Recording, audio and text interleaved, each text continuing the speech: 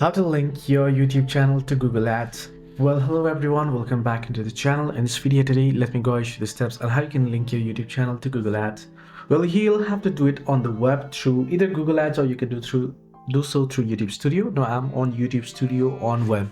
So head into studio.youtube.com. If you have the app, you want to switch to desktop version. If not, it'll ask you whether you want to continue on the web or you want to continue on the app. You want to tap on continue on web. Once you are signed in, towards the bottom right on studio.youtube.com, bottom left, sorry, you'll get this settings tab. So you can see a settings tab. You want to tap on it and you want to head into settings. Once on the settings, what you want to do is you want to select the particular channel and then go to the advanced settings tab. So tap on channel option here, and once you tap on channel, head into advanced settings. Once you head into account settings, you can see Google Ads account linking option. Tap on link account.